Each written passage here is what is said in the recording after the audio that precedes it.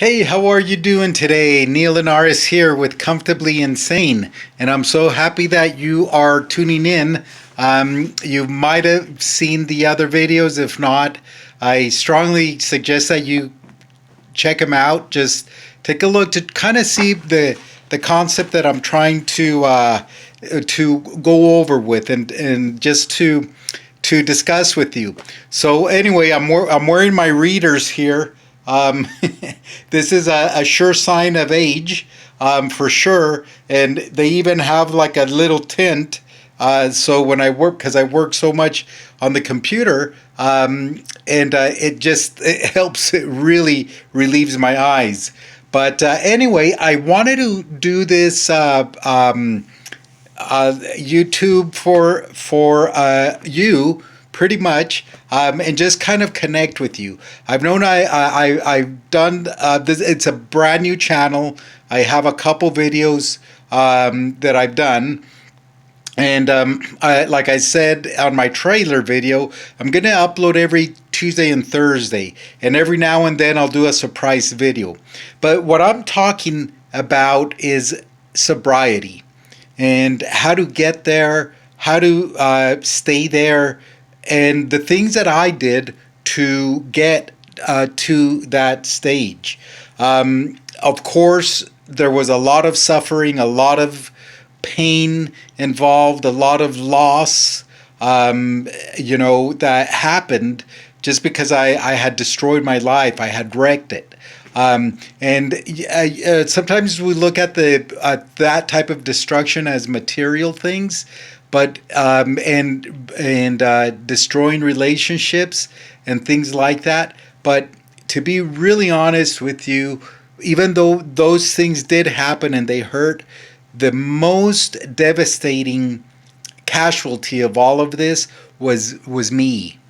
Was deep down inside the pain that I carried, the confusion I carried, the sense of not belonging, the sense of guilt. I was a morally bankrupt shell of a person.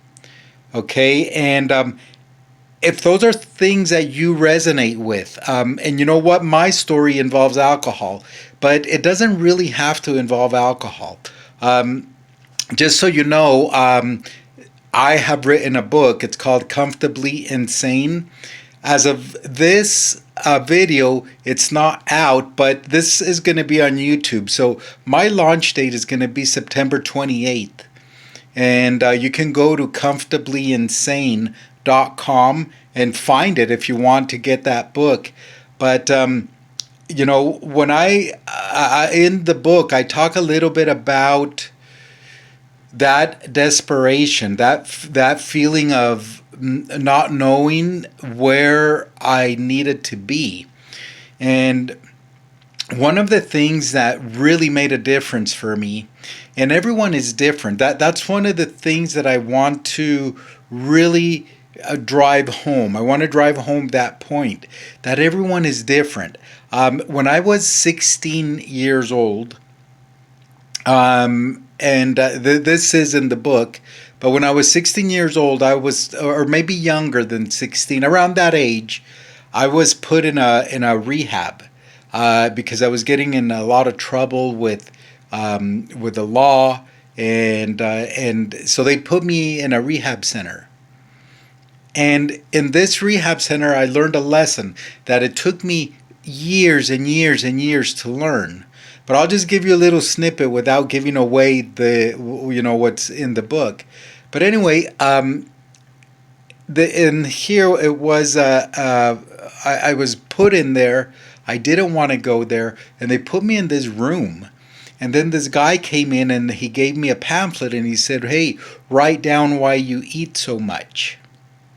And I thought, that's an odd request. Why is he asking me why I eat so much? I thought I was here for alcohol abuse. And I was very, I didn't care, and I just wrote down a lot of silly stuff. Like I like Snickers and I like hamburgers and stuff like that, just to make fun of the process, to be honest with you. But, what happened when they came back, the guy just kind of looked at it, and he didn't show any emotion. I guess he was doing his job, and he just left. And then they came and got me, and they took me somewhere else.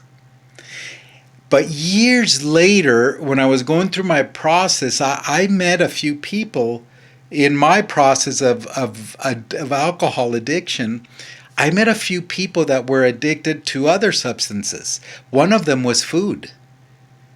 And the feelings that when we started sharing and when we started talking on how we felt, it didn't matter if it was alcohol, if it was cocaine, if it was food.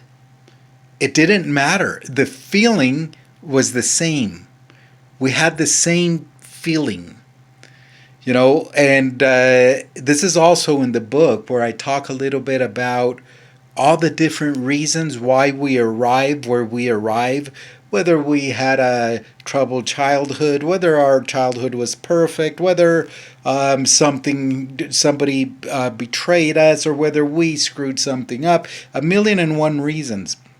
And all those stories, even they are important, but they really don't matter, because we all arrive to the same place of destruction, of morally bankrupt, of incomprehensible demoralization, all those feelings, right? So one of the things that I learned as I was going through my process was something about spirituality. And I remember when I went into, my story involves Alcoholics Anonymous. For some people, that is not their story, but mine was. And I remember that one of the concepts was, hey, dude, get connected spiritually. And at that time, I hadn't prayed for maybe 10 years in my life, right? And I thought, okay, look, religion, and it was explained to me, look, this is you need to have something greater than yourself, some sort of a higher power that can assist you, that can help you to feel that that you can ask for help to something greater than yourself. For me, it's God, but it has to be. It can be the God to your understanding. And this was for me, it wasn't a problem, but I saw so many people have an issue with this very concept. And I will tell you that those people were the ones that couldn't get sober. They were constantly relapsing. So that idea of spirituality does not mean now I need to be religious, and now I need to go to church, and I can't do this. It doesn't mean that. It can mean that if that helps you. But it can also just mean whatever you understand to have a higher power, something greater than yourself, that you can say, help me. So that's something very crucial, very important, that for me was a world of difference. But I just wanted to drop that message about spirituality, about the journey, about the different triggers, and about how we all, in the end, feel the same. But anyway, I wish you the best. I hope everything is going well. Check out my site if you'd like.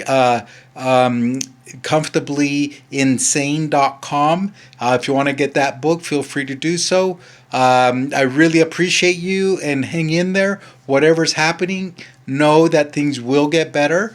Know, too, that if things are good, know that things will pass and they can get bad again. So, just live in that moment. But anyway, I'm wishing you the best, and take care.